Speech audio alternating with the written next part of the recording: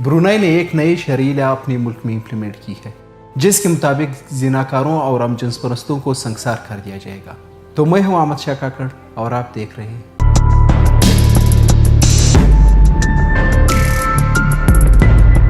Brunei.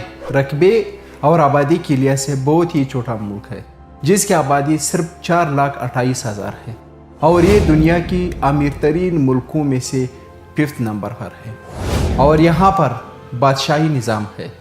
Hasan बल्किया पिछले 51 साल से यहाँ पर तख्त नशीन और ब्रुनाई का सरकारी मजहब इस्लाम है और यहाँ पर 78% पॉपुलेशन जो है वो मुसलमान है।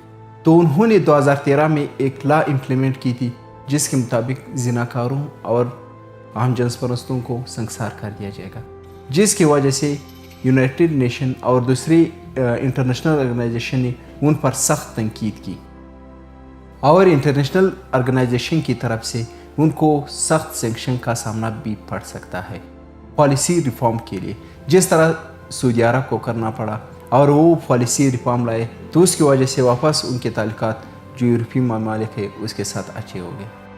लेकिन इस शरिया लॉ के बारे में हसन बल्किया जो कि ब्रुनाई का बादशाह है वो काफ़ी संजीदा दिखाई देते। उन्होंने कहा था कि मैंने जो ये लॉ इम्प्लीमेंट करने का हुक्म दिया है ये कोई फ़न के लिए नहीं दिया, बल्कि हमको अल्लाह ताला के जो अहकामात है उन्होंने कुरान में दिए हुए हैं उस पर अमल करना लाजमी है। यूनाइटेड नेशन और दूसरे ममालिक इसको एक गैर इंसानी और एक जालिमाना कानून कह रहे हैं और ये इसको इंसानियत के जो बुनियादी हकूक़ हैं उसके ख़िलाफ़ समझ रहे हैं।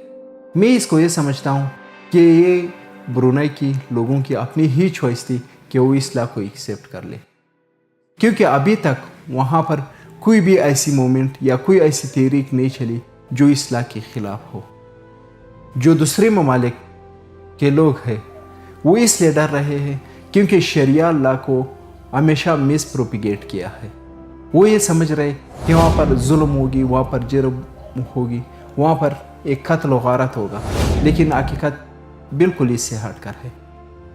शरिया 3 हिस्सों में तकसीम है, पहले में अकीदा और दूसरे में फ़िक़ा और तीसरे में इखलाक।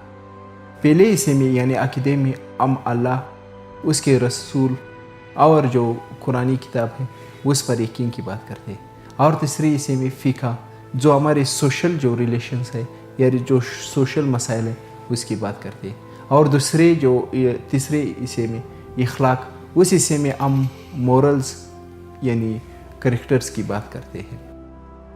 हालांकि कि दूसरे ममालिक ने ब्रुनाई के ख़िलाफ़ इस फैसले के ख़िलाफ़ बहुत से तरीके चली, लेकिन अगर हम लोग रियल सेंस में देख लें तो यूनाइटेड नेशन में मौजूद 70 से ज़्यादा मुल्कों ने जो गे है मैरिज है उसको इलीगल करार दिया गया है, क्योंकि वो ये समझते हैं कि गे मैरिज जो है वो अननेचुरल है, वो इमोरल है, और ये इससे जो फैमिली सिस्टम है या मैरिज का जो सिस्टम है वो कोलैप्स कर जाएगा।